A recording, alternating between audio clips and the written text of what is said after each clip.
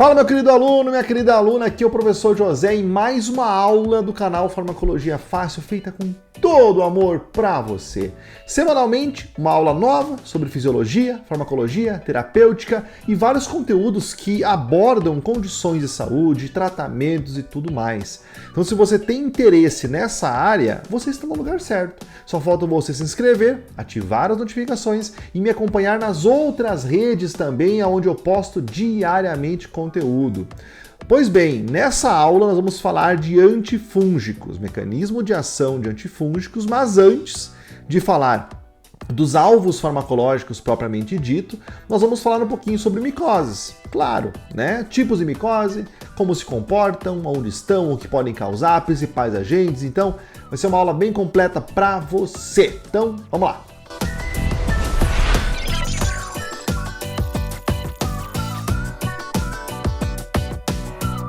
Pois bem, as micoses ou infecções fúngicas podem ser divididas em 5 grandes categorias.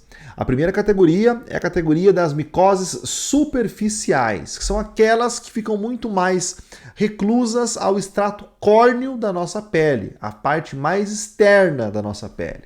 A segunda categoria é a categoria de micoses cutâneas, que é um pouco mais profunda, que pode chegar inclusive no tecido vascular. E a terceira categoria, as micoses subcutâneas, caracterizadas por um ponto de inoculação onde o fungo consegue adentrar o tecido e chegar até regiões mais profundas.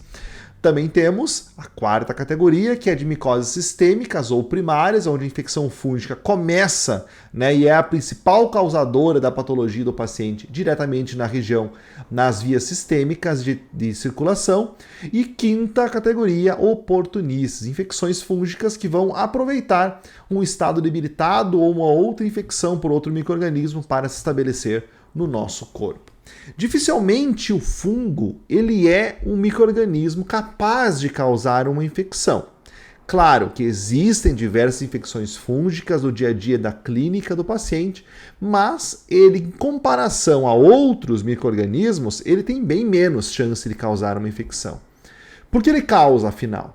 Bom, vários critérios têm que ser levantados para a gente entender da possibilidade do surgimento de uma infecção fúngica. Por exemplo, a própria imunidade, a diminuição de leucócitos, né? A diminuição da imunidade celular, humoral, inata, adaptativa, enfim, a queda da imunidade por qualquer condição ou promovida pelo uso de algum medicamento imunossupressor ou por uma condição do próprio envelhecimento ou por uma outra condição infecciosa que diminui a imunidade, torna o organismo muito mais suscetível ao desenvolvimento perigoso de uma infecção fúngica. Além disso, é necessário o contato. O contato tem que ser muito mais estreito com o fungo para que ele comece uma infecção, desencadeie uma infecção no nosso organismo. E o fungo, ele precisa ser um fungo patogênico, ter alta patogenicidade, não qualquer fungo que tem por aí. Ele precisa fazer adesão, que é a fase inicial da infecção fúngica, a penetração e a proliferação no tecido invadido. Então, 3 pilares para o início de uma infecção fúngica. Pois bem, vamos começar falando das infecções, as micoses superficiais. Bom, a micose superficial, ela é apenas na camada mais externa do nosso organismo, no extrato córneo, e não induz, na maioria das vezes, uma resposta inflamatória no hospedeiro. Temos, por exemplo, a pitiríase versicolor, causada pela Malassezia sulfur, que é uma infecção muito comum, por exemplo, quando a gente vai para a praia. É muito mais suscetível em pessoas com a pele mais gordurosa, com elevada sudorese, com fatores hereditários que predispõem ela a ter essa infecção, ou com terapia imunossupressora que diminui a imunidade e daí, com a exposição ao fungo, desenvolve infecção externa. Então, é a infecção mais superficial possível do nosso organismo. Normalmente ela se dá através de manchas hipo ou hiperpigmentadas, descamativas, geralmente no tórax do paciente, pescoço e braços, especialmente em adultos jovens. Além disso, nós temos a pedra negra, né, que também ela vai acometer nos mesmos critérios do que a Pityriasis versicolor, porém o aparecimento é muito mais, envolve muito mais regiões nos cabelos, raramente em outros pelos do corpo, e ele causa nódulos. Essa infecção gera nódulos endurecidos e de coloração escura. Além disso, nós temos a preda branca, causada pelo Trichosporum beigeli, que pode causar então também nódulos brancos e esbranquiçados, especialmente aderidos ao cabelo e aos pelos, sempre de cor branca amarelada. Então, infecções muito mais superficiais, e esse tipo de infecção, esse tipo de micose, ele é tratado com medicamentos e com suporte isento de prescrição. Muitas vezes produtos descamativos para descamar o extrato córneo e assim eliminar a infecção fúngica. Além disso, nós temos então as micoses subcutâneas. As micoses cutâneas, ela tem uma característica mais invasiva do que a micose superficial. Ela é causada por fungos denominados dermatófitos. Por isso que o nome que se dá a uma micose cutânea é dermatofitose. Muito bem, esses dermatófitos são fungos filamentosos, hialinos, septados. Algumas vezes eles vão fazer então destruição de queratina e sempre vai haver então na colonização fúngica o surgimento de inflamação. Nós temos 3 gêneros principais de fungos que causam as dermatofitoses: o Trichophyton, o Microsporium e o Epidermophyton. São 3 gêneros de fungos que causam a maioria das infecções cutâneas. Na classificação clínica, por exemplo, de uma dermatofitose, nós usamos a denominação de tínia, seguida do sítio anatômico da lesão, por exemplo, Tinea capitis, que é couro cabeludo. E assim nós vamos colocando como prefixo, como denominação inicial, a tínia e o local aonde essa infecção acontece. Como eu disse, então, o gênero Trichophyton é o que mais causa infecções cutâneas na pele, cabelo e unha. O gênero Microsporum é o que mais causa infecções que vêm do solo. E o gênero Epidermophyton, que causa placas amareladas e esverdeadas na pele quando causa uma infecção, então, cutânea. As infecções cutâneas também podem ser causadas pela cândida. Então, a candidíase cutânea, ela é muito comum e ela pode, então, acometer tanto a via cutânea mucosa, como também sistêmica. Além disso, existe a candidíase alérgica. Show? E essa infecção por cândida, ela é muito comum, por exemplo, que mais causa infecções no trato geniturinário e ela é muito oportunista. É um fungo, a Candida albicans e a Candida tropicalis, ela que está presente no trato gastrointestinal e está presente na flora, no microbioma genital, ela é muito oportunista.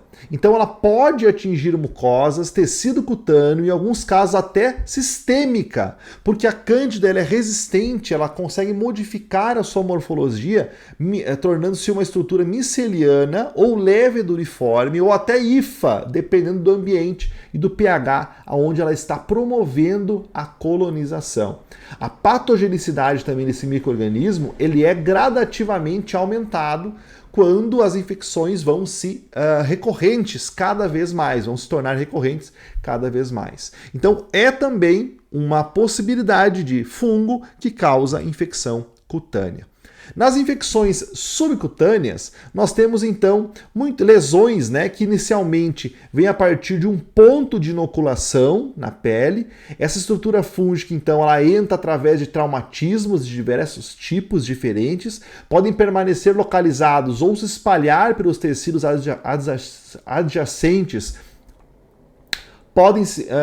podem permanecer localizados ou podem se espalhar nos tecidos adjacentes por via linfática ou hematogênico, que é muito perigoso, e a maioria dos fungos envolvidos são sapróbios, habituais do solo e de vegetais em decomposição. Ou seja, na maioria das vezes, micoses subcutâneas acometem pessoas que vivem em regiões de muita umidade e de muita vegetação. Então nós temos, por exemplo, a cromomicose, que é são lesões nodulares, às vezes ulcerativas nos membros inferiores, a esporotricose, que é uma linfangite nodular ascendente, o micetoma, que é uma fístula que drena material seroso da região ou de algum órgão, a rinosporidose, que são pólipos vegetantes localizados principalmente na mucosa nasal e conjuntival, e a zigomicose, que tem uma evolução rápida, fulminante, que vem a partir de um trauma e pode gerar então uma infecção pulmonar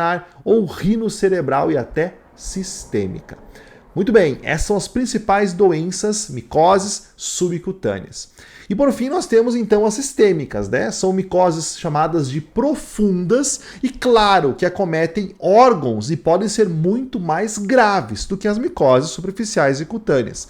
Temos então aquelas micoses que podem afetar pulmão, pele, ossos, meninges e baço, que são causados pelo PCM, e ele é a partir da inalação de esporos. Na maioria das vezes, ele é inalada a levedura, né? E ela é fagocitada e eliminada sem sintomas. Porém, podem formar granulomas, e o que limita a disseminação dele, ou se espalhar para vários tecidos. O granuloma, ele é uma forma do nosso corpo se defender de infecções fúngicas. Então, aquela estrutura que fica rodeada de células macrófagos maiores que protegem o corpo da invasão do fungo é chamado de granuloma. E ela é uma forma de defesa. E esse granuloma gera digitais nos órgãos que sofreram infecções fúngicas, né? Marcas que podem ser vistas em qualquer exame histopatológico. Pois bem, os esporos inalados podem ficar reclusos no local, gerar um granuloma ou se espalhar e se tornar então micoses sistêmicas. A histoplasmose é outro tipo de infecção sistêmica causada pelo histoplasma e ele tem afinidade principalmente pelo retículo endotelial do fígado, baço e dos linfonodos, produzindo então diversas manifestações clínicas e evoluindo para doenças graves, condições graves com muita facilidade. As micoses oportunistas existem em diversas condições. A própria Cândida nós vimos que pode causar uma micose oportunista se oportunizar para ela uma condição assim. Porém, eu trouxe dois tipos de infecções oportunistas por fungo muito conhecidas e muito graves, especialmente no meio hospitalar. A criptococose e a aspergilose. A criptococose é uma infecção subaguda ou crônica que compromete muito o tecido pulmonar, é uma infecção sistêmica e que pode acometer também o sistema nervoso central. Já a aspergilose, ela tem uma ampla disseminação no nosso organismo, ela vai ser causada, na verdade o termo aspergilose é um termo utilizado para as doenças que podem ser causadas pelo gênero Aspergillus, né, de fungo, e as principais manifestações de diferentes tipos de aspergilose são a aspergilose pulmonar, que pode causar então a bolha fúngica no pulmão, que é o aspergiloma, a aspergilose invasiva, a aspergilose alérgica, a aspergilose broncopulmonar, que acomete o pulmão, mais uma vez, e a aspergilose disseminada. De longe, o aspergillus é um fungo oportunista hospitalar dos mais graves, né, que podem causar condições de saúde muito mais graves e por isso que é um alerta geral quanto ao espectro de ação dos antifúngicos sobre o aspergillus. Aqueles que podem ser utilizados, que não podem e, claro, o surgimento de novos antifúngicos, todos eles olham ou flertam com o espectro de ação sobre aspergillus e cândida hospitalar, que são as causas principais de infecções oportunistas no hospital. Bom, e afinal, aonde agem os antifúngicos? Quais que são os alvos dos antifúngicos sobre a estrutura do fungo? Olha só, nessa imagem eu mostro para vocês a estrutura de uma célula fúngica, ok? Temos aqui algumas membranas que revestem o fungo. Por exemplo, a própria bicamada na membrana celular, com fosfolipídios de membranas e também com uma estrutura peculiar que é muito parecida com o nosso colesterol. Mas no fungo ele é chamado de ergosterol. Pois bem, também temos aqui alguns poros de membrana, algumas estruturas que fazem a ligação de um lado para o outro da membrana plasmática. Além disso, nós temos estruturas que são sintetizadas pelo fungo chamado de beta-glicanos, que estruturam uma camada ligado à quitina e a outras proteínas externas do fungo chamada de camada de beta-glicanos. Então essa é a estrutura básica de proteção da estrutura do fungo. Pois bem, Uma das vias mais objetivadas, né, quando se fala no mecanismo de ação dos antifúngicos, é a via de síntese da membrana de beta-glicanos e a via de síntese da estrutura do ergosterol. Então, por exemplo, antifúngicos como a terbinafina impedem a produção da primeira etapa, a passagem da primeira etapa da produção do ergosterol. Uma etapa importantíssima de conversão do escaleno em epóxido de escaleno, que é a primeira etapa para a síntese do ergosterol, e o ergosterol é importante para a fluidez da membrana plasmática e estabilização da membrana plasmática a membrana celular do nosso fungo. Pois bem, então essa primeira etapa pode ser bloqueada pela terbinafina, por exemplo. Além disso, depois de ser produzido então o lanosterol, ele tem que ser convertido em ergosterol para impregnar, para adentrar a membrana celular do fungo. E assim nós temos a maior classe de antifúngicos bloqueando exatamente essa conversão de lanosterol em ergosterol. Quem são eles? Os compostos azólicos. Com certeza você conhece o fluconazol, né? O itraconazol, o sequinidazol. Então esses são fármacos azólicos que impedem a conversão do lanosterol em ergosterol.